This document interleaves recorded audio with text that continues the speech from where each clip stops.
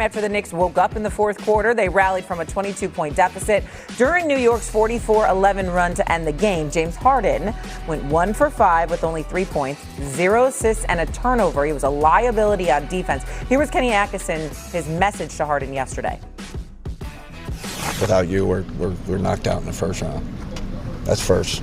My personal opinion. So let's just stop that. We're in a great position. You've played great. Sometimes micro experiences get exaggerated. I said, keep being yourself. I felt like the storyline coming out of game one, aside from the Knicks dominating, was the fact that they went after Harden. Harden was a liability. Why did you hold the 2 timeouts? Okay, now you have a chance to avenge it in game 2. What do you do with Harden? Do you play him less? Do you get him out of the way? Stephen A., what do you do with Harden? Well, first things first. Coach Kenny Atkinson, it has not been a good 48 hours for this man. The words, or at least the sound bites that they've played that have come out of his mouth, it's very, very alarming. You know what I'm saying? Without you, we're not out of the first round. We're in the conference finals. What the hell are you bringing up the first round for? You understand what I'm saying? I understand if you're speaking to a rookie. James Harden has been in the league over 15 years. What you bringing up the first round for? We're in the conference finals. That ain't got anything to do with what happened to him the other night, where it was Big Perk being in the league, being the champion, Will Bond covering the league for over 40 years, me covering it for over 30. It's rare in the day that we look at a player and we felt bad for him. I want to make sure that everybody understands the magnitude of my words coming out of my mouth. I am a Knicks fan. You know what I'm saying? Die hard. I'm rooting for the Knicks. I am happy that they won. I am happy that Jalen Brunson put on that damn show that he put on, and Mikal Bridges showed up too. And Landry Shamet showed up too. And in the midst of all of that, as this noise was descending down on the Garden, you understand? And I wasn't there, damn it, okay? As all of that was going on, I found myself feeling sorry for James Harden, a future Hall of Famer, one of the most prolific scorers we've ever seen, who was getting his ass kicked. There was a destruction taking place on the basketball court where you could make a legitimate argument that if it wasn't for organized competition taking place, the NYPD would have been justified in coming to arrest Jalen Brunson for assault. That's how much he was kicking James Harden's ass. It was like that. I'm talking about 6, 7 straight possessions where you're literally making sure he got screened so he'd end up on you. And some of the shots in Harden's defense, he was right there in most of those shots, contesting it. But it didn't matter because Jalen Brunson was just giving it to him. So to me, that's going too far to talk about benching James Harden or anything like that.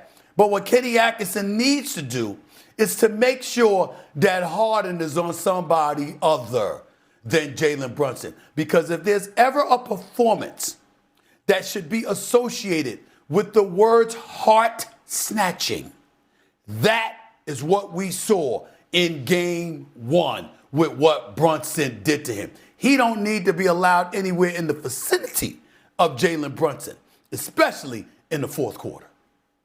Listen, let's go back to Kenny Atkinson for a second, Stephen A. I thought Kenny did the right thing in this case with Harden. He's talking to James. He's trying to pick James up. Why go back to the first round? Because James played better in the first round. He's trying to find ways to pick up a guy he knows has got to be down.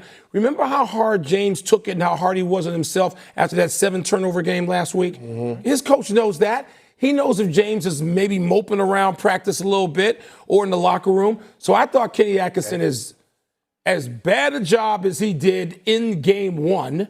I thought he did a really good job of focusing his comments to Harden. He wasn't speaking to us. He was speaking through us to James. That's a coach's job. So he needs to get James in as good a place as he can have him emotionally before tip-off tonight. And he's got to have him out there. Listen, Kenny Atkinson has been a good coach. He's not Phil Jackson or Pat Riley or Pop, not Spo, not Rick Carlisle. He's not those guys. He doesn't have that. He can't bench James Harden. He's not going to bench him. He can't bench him. We know that James Harden has whatever relationship he has, probably even a handshake going forward with Cleveland. They're not going to bench James Harden. So the job of the coach becomes, and I like the phrase you used yesterday, can we get him out of the way of Jalen Brunson? But here's the thing. They have to figure out, Kenny Atkinson in Cleveland, have to figure out a way to target Jalen Brunson. Atlanta did that successfully for 2 games. Target Jalen Brunson. Jalen Brunson's been targeted before. They better come with that. And they better figure out a way to do that and get Mitchell going, because he's the one who's going to have to go after Jalen Brunson. Harden and Brunson can't just be in rope-a-dope position tonight if Cleveland's going to have any hope in challenging for Game 2 and maybe getting to Game 3 in Cleveland and making this a series. They're going to have to say, Brunson, we're changing this narrative. You're going to be on the defensive. Donovan Mitchell's a guy who scored 50 in the playoffs. Mm-hmm. He was a decoy late in the game, walking up the right side of the court to the point that we all thought he was injured. Yeah. I was staring at Donovan when he got in the tunnel because I wanted to see what was going on with him. Does he have a high ankle sprain? You know what I'm saying, Perk? Ain't nothing going on with him. Nothing was going on. That's true. And you know what's going on with him? It's James Harden. And when the conference finals, it's facts over feelings. I don't give a damn about James Harden feelings, and neither should Kenny Atkinson. Because what's going to end up happening is that you're going to continue to pour into this man who, by the way, has been playing horrible over the past 3 games. No show in Game 6, no show in Game 7 of last series, and he was horrible on both ends of the floor in Game 1. And you got Dennis Schroeder over there drooling at the mouth who want to come in and get some of that action of Jalen Brunson, who want to come in and be an instigator and not a retaliator. 1,000% right, but can we got a break. But can he do that? Can Kenny Atkinson make that because move? he gotta play the politics, and we know that they agreed to James Harden to get a deal. They didn't need Harden, though, in Game 7, to your defense. And secondly, James Harden, you would expect tonight they're going to make some defensive adjustments. Okay, well, we're going to talk more about this in the second hour. Coming up, Aaron. You've got Jalen Brunson making at least 3 threes. Yeah, he was 0 for 6? He took 6. He didn't make many. He was 1 for 6 in Game 1. So I think he's going to right the ship. The rust is off for this entire Knicks squad. And I expect the Cavs to look to defend him a little bit more differently, especially keeping him out of the paint. See if they go back to that moving the ball a little more, which would lead us to Karl Anthony Towns. You have him grabbing 11 or more rebounds. Yeah, he had 13 in Game 1. I like the focus that he's playing with. I got to give the bigs for Cleveland their credit in terms of defending him offensively. But on the glass, I do think he's had an advantage there, especially when the Knicks actually go to their double bigs. It's almost like Robinson and Towns kind of ping-ponging the ball to one another. And then finally, you've got Donovan Mitchell scoring at least 30. Why are you confident in Donovan Mitchell tonight? Greeny, he's averaged 29.9 versus the Knicks in the Garden, excluding the other night. And that's a stretch over like a 2-year period. I think if the Cavs want to even this thing up, he has to show up, which means it'll be a 30-plus point performance. So those are the picks, and if you like them, they're a parlay. Jalen Brunson, the over on threes. Towns, the over on rebounds. Donovan Mitchell, the over on points. They're a parlay with odds of plus 550 at DraftKings Sportsbook. And as we look at Game 2, listen to Cleveland coach Kenny Atkinson sharing his message to James Harden after he struggled in Game 1. Without you, we're knocked out in the first round. That's first. My personal opinion. So let's just stop that. We're in a great position. You've played great. Sometimes micro experiences get exaggerated. So keep being yourself. I wish you could have seen the enormous smile on the face of Iman Shumpert listening to those words from a coach you know very well. Yeah, K.A., you got one of the best poker faces I've ever seen. That whole idea that I get it. As a player, that is the message you need to hear. Probably does help you sleep at night. You know what I'm saying? Mm-hmm. It's a nice little teddy bear by your bed. But as far as the playoff goes, nope. You know what's going on. You knew it was coming before it was coming. You knew that was the knock on you. Like, James Harden is an extremely smart basketball player. Mm-hmm. Like, I don't think anybody can argue this. He's come up with a dribble package that everybody sort of adopted for themselves, but he got done to himself what he do to people. James Harden looks for the matchup. He take you over there and say, can you swim? If not, you gonna drown on this island. And that's all that happened. You got taken into the deep water and you couldn't swim. So I didn't have you here yesterday. We were talking about this. Like, how much of the fault for that goes to the coach? We were sitting here yesterday talking at great length about how Kenny Atkinson didn't use a timeout, didn't get another defender on the floor, didn't at least give his team a chance to catch their breath as that 22-point lead was slipping away, didn't figure out some way to keep them from finding the fish, as it was said here yesterday, which was Harden. How much of the fault for that is on the coach, and what do they do differently tonight? Well, at the end of the day, it's always going to fall back on the coach, right? But I think K.A. was kind of fishing for James to do it himself. You know, sometimes you got to let somebody dig out of that hole by themselves, and it's good for him. It's like for the rest of the playoffs. If he dig out of that hole for the rest of the playoffs, we might be in set for something. You know what I mean? And I get what happened there, where it's like, I'm not going to call the timeout. I believe in my guy, but it's like, your guy is 37 now. You know what I'm saying? We're asking him to do what he didn't do Ever. At 30, at 29, at 27, every version of him, we never asked him to say, hey, man, slide them puppies at the end of the game. Okay, so let me ask you this then, Shump. We heard the sound, all of that. What is actually being said in the locker room?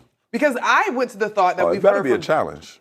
Well, how about say it again? It better be a challenge. That's what I'm saying. Like, I thought watching that thing unfold, I went back to what Jason Kidd used to say to Luka in terms of just hold it long enough that the help can get in position. Because we know who you are. Yeah. So that's what's actually being said? Without a doubt, it got to be like, you can't get blown by. Like, I can't help you on a blow by. You know what I'm saying? If he can just take a dribble and go right by you, or make one little fake and just go straight line, straight to the rim, you can't ask me to be first help, second help, nothing. I can't rotate, and you damn sure can't let somebody go down the middle of the floor. A lot of these drives are straight down the gut, which is a guard's dream. We have a channel drill where we're going to stay in between the elbows, and we're making sure to make this drive because we know there is no available help. If you do get pushed off of your drive and you get to this side, what you're doing is you're trying to get the strong side defender to say, hey, man, you going to help in that corner? Right. What you going to do? Right. Let's play chicken a little bit. Right. So it's a totally different mind game that James Harden knows. I know people are saying he's never been in this position. He's playing out of position, blah, blah, blah. At the end of the game, James Harden has drowned I don't know how many people. Yeah. We have watched him do it. Yes. We have watched him do it. Drown people. Put people in embarrassing situations over and over and over again. He got hit with that, and then he didn't have the legs to combat it on the other end. It's great X's and O's. Wendy, get in here. Yeah, I think what basically Kenny Atkinson is saying is don't believe your lying eyes, because he's saying Harden actually did a fine job. It was our secondary defense that let him down. He said that our offense was really one of the reasons why we lost this game, was because we weren't getting it done on offense. For sure. Which is also true. That's true. And he also said, I have better stats than you. He said this yesterday. He goes, I have stats that you don't have access to, and the Knicks made shots that they won't normally make. These are all defenses that you could bring into a courtroom and maybe convince a few people, but we all watched. Exactly. We all watched, and it's going to come back. So really what he can do to help James Harden is not defend him into the media. It is to design something tonight that gives him help when this comes back. And it's not going to come back in the first quarter. It'll come back when Brunson needs it, which is when the game would be on the line. The good thing, though, I think James could look in the mirror and say, I didn't put enough effort. There is a version of James Harden that plays harder on defense. Listen, and he is centralized in this because he was the defender. But that whole defense let go of the rope. Like, the whole fourth quarter collapse is top to bottom. You know what when you was talk about so the Cavs. incredible about that? Brunson was 7 of 9 in the fourth quarter. You know how many free throws he took? Zero. No. Because they didn't even touch him. That's what I'm So saying. I do agree that Where's there the is a resistance? world where Harden can play differently. But the thing about it is that Brunson knows that they can go to that play. And he knows when he needs 2 points, he can go to that. What do the Cavs have to combat that? There's also a world in which the Knicks play much better in the first come three on, quarters Greeny. Yes. than they did, which is why you see my pick. I think the Knicks By blow 20? them out tonight. Yes, I think tonight is look, the Knicks, how many of their previous 7 playoff victories have been by 20 points? Like, I think we're looking at that they again. got blessed with that, I think like, the Cavaliers, slow that's a devastating loss. And then game 3 will determine if we're going to have a series or Here's not. my one counter to that, looking like we've seen it so far in this postseason. I thought Mobley and Allen did a decent job defensively. And though they have bigger bodies that are willing to switch, which is kind of stunting the new offense that we've seen, because so much of that was about being able to find a fish in the switch and then allow them to cut. The backdoor cuts, I don't know if they're going to be as readily available as they were in some of those large markets. I'll say this. The Cavs have played very well for most of the last 3 out of the 4 games. I know that that's qualified and whatever, but the Cavs have actually found a formula that worked. It just fell dead when they ran out of gas and the Brunson Harden thing went south. They have some things to build on, that they did well in Game 5 against Detroit, that they did well in Game 7 against Detroit, and that they did for 3 quarters against the Knicks. Yeah, and Donovan Mitchell. That part. At the end of games, I know I've been on record telling us that James Harden is the key to y'all winning and everything. But boy, if you see that they need help, especially with scoring the basketball, which you were born to do, go get the ball. I would not take the wave. If they wave you to the corner, you need to have an issue about it. Stand there, take the ball from somebody, do something. Do like Melo used to do me. Just post up dead in front of my face. Just post up right there. It don't have to be in scoring range. Don't give him a choice. Don't give me a choice. No options. Give me the ball right here. I'm going to make sure I get a bucket.